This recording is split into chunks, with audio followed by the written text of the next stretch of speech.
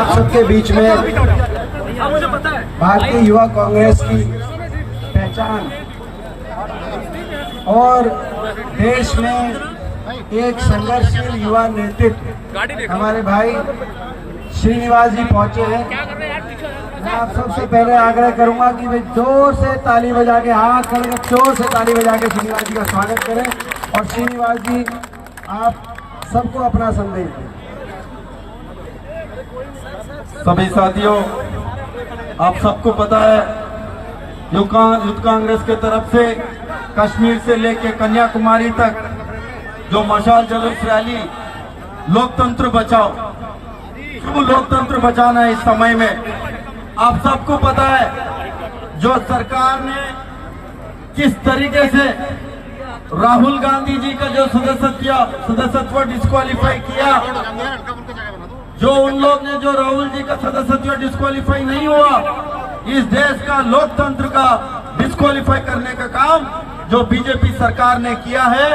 नरेंद्र मोदी जी एक व्यक्ति को बचाने के लिए जो पार्लियामेंट में राहुल गांधी जी ने जो सवाल पूछा 7 फरवरी को, भाई साहब आप अडानी का हवाई जहाज में कितनी बार गए, कौन से कंट्री पे गए, उसको कितना लाभ पहुंचाया, इसके बारे में बताओ। और जो 20,000 करोड़ जो शेल कंपनी में जो है वो पैसा किसका है? वो अडानी जी का तो पैसा नहीं है, उसमें LIC का पैसा है, SBI का पैसा दिया, और तमाम वो किसका पैसा है देश का जनता को बताना चाहिए। नरेंद्र मोदी जी आज तक एक बार मुंह खोलने का काम अडानी के इतने बड़ा जो घोटाला हुआ है आजाद भारत का, उस घोटाले के बारे में बात करने को तैयार नहीं है।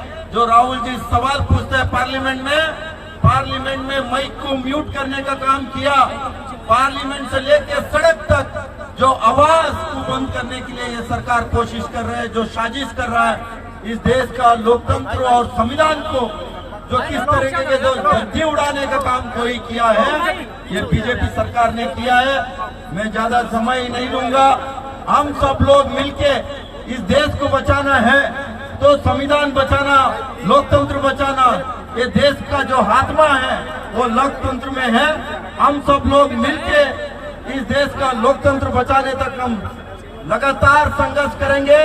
ये लड़ाई एक दिन का 2 दिन का नहीं है, जब तक इस देश का लोकतंत्र नहीं बचेगा तब तक लड़ाई करने का काम करेंगे। भाषण का या कोई बोलने का कार्यक्रम नहीं था, तो सीधा सभी से आग्रह करते हुए और सभी का धन्यवाद करते हुए सीधा हमारे प्रदेश अध्यक्ष चौधरी उदय भान जी भी आपका धन्यवाद करेंगे। चौधरी उदय भान, हमारे बहुत ही सम्मानित लोकप्रिय सांसद आदरणीय श्री दीपेंद्र सिंह हुड्डा जी, हमारे ऑल इंडिया यूथ कांग्रेस के बहुत ही जुझारू नेता आदरणीय श्री निवास जी, अध्यक्ष इंडियन यूथ कांग्रेस, हमारे विधायक श्री नीरज शर्मा जी, कुलदीप वत्स जी, विधायक हमारे धर्म सिंह छोकर जी, हमारे पूर्व विधायक ललित नागर जी, हमारे पूर्व विधायक आदरणीय चौधरी रघुवीर सिंह तेवतिया जी, बहन शारदा राठौर जी, हमारे विजय प्रताप जी, और हमारे यूथ कांग्रेस के प्रदेश के अध्यक्ष भाई दिव्यांशु बुद्धि राजा।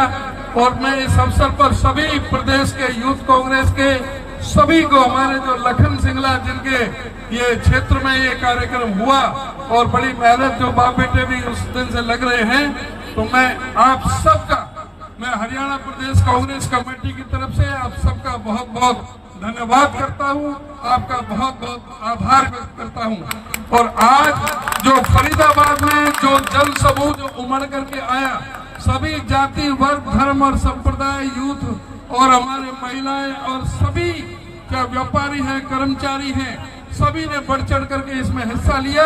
ये आपका जोश और ये जुलूस इस बात का संकेत है कि भारतीय जनता पार्टी का आगे आने वाले चुनाव में सुपड़ा साफ होने वाला है। भाजपा जा रही है और कांग्रेस आ रही है। और जो राहुल जी के साथ जो उनको प्रताड़ित करने का जो प्रयास इस सरकार के द्वारा किया जा रहा है, ये संकेत है कि अपने आप को संभालें, कि जिस तरह से आप लोकतांत्रिक संस्थाओं के साथ जिस तरह तरह से जो संविधान को बचाने के लिए जो हमारी संवैधानिक संस्थाएं जो खड़ी की गई थी, उनके साथ जो आप खेल खेल रहे हैं और जिस तरह से विपक्ष के साथ खेल खेल रहे हैं, ये आने वाला समय आपको माफ नहीं करेगा। राहुल जी का जो तपस्या, जो संघर्ष, जो 4000 किलोमीटर की यात्रा और जो उन्होंने सवाल उठाए हैं भ्रष्टाचार के खिलाफ, जो उन्होंने सवाल उठाए हैं इस देश की बिगड़ती हुई अर्थव्यवस्था के खिलाफ, बेरोजगारी के खिलाफ, हमारे सांप्रदायिक ताने बाने को बिगाड़ने के खिलाफ, इन सब का जवाब आने वाले चुनाव में मिलेगा और भाजपा का सूपड़ा साफ होगा। मैं देख रहा हूँ युवा कांग्रेस के केवल फरीदाबाद के नहीं पूरे प्रदेश से तमाम जो शीर्ष नेतृत्व यूथ कांग्रेस का वो यहाँ पे दिखाई दे रहा है। एक एक की मैं शक्ल देख रहा हूँ, अलग अलग जिलों से। मैं एक हर जिले का अपने जिला अध्यक्ष यहाँ पे उपस्थित हैं। हमारे मैं देख रहा हूँ मयंक जी वहाँ पे जो है वो उपस्थित, उनको देख सतेंद्र अपना हिसार से, वही दिनेश जिला अपना जींद से, तो सारे हर जिलों से यहाँ पे बहुत से लोग उपस्थित है। सोलंकी साहब, किसी का नाम नहीं भी लिया हो, विजेंद्र जी, आप सबका बहुत बहुत आभार। इस मशाल यात्रा में, मशाल यानी कि आज देश में जो भ्रष्टाचार का अंधकार, हमारी रेणु चौहान जी दिए तले अंधेरे वाली स्थिति हो रही थी बिल्कुल, तो हमारे जो आज भाजपा के भ्रष्टाचार का अंधकार, प्रेस के साथी सुन ले सारे, भाजपा के भ्रष्टाचार का अंधकार का अंत कांग्रेस की इस रोशनी भरे मशाल के जुलूस से शुरू हो चुका है देश में। बीजेपी का नारा था कि भ्रष्टाचार से लड़ेंगे, बीजेपी का नारा था काला धन आएगा, काला धन लाएंगे, सबके बैंक खाते में 15 लाख बांटे आएंगे। काला धन तो लाए नहीं, मगर जिसके पास काला धन पकड़ा जाता है उसको बीजेपी में ले आते हैं, रातों रात उसका काला धन सफेद धन हो जाता है और देश को भ्रष्टाचार से मुक्ति दिलाने का एक नया फॉर्मूला बीजेपी के माध्यम से आया है। हरियाणा में भी ऐसा ही हुआ है। हमारे हरियाणा में कांग्रेस के विधायक थे, उन पे बड़े बड़े भ्रष्टाचार के मुकदमे बने, विदेशों में काले धन की संपत्तियां पकड़ी गई, हम नहीं कह रहे, भाजपा के मंत्रियों ने बताया, भाजपा की जांच एजेंसियों ने बताया। नाम मैं उनका नहीं लूंगा, मगर विधानसभा क्षेत्र उनका आदमपुर था। मगर जब मुकदमे बन गए तो रातों रात एक दिन खबर आई कि बीजेपी में ज्वाइन हो रहे हैं। उसके बाद उनके मुकदमों का कुछ पता नहीं चल रहा, बीजेपी में ज्वाइन हो गए। तो ये चल रहा है देश में खुली लूट, ये लूट झूठ और फूट के आधार पर बनी हुई सरकार है। मैं यूथ कांग्रेस के अपने साथियों से कहना चाहता हूँ, ये लूट झूठ और फूट के आधार पर बनी हुई सरकार को उखाड़ फेंकने के लिए अगर संकल्प लेते हो तो हाथ खड़ा करके बताओ, इस संकल्प में हमारे साथ हो।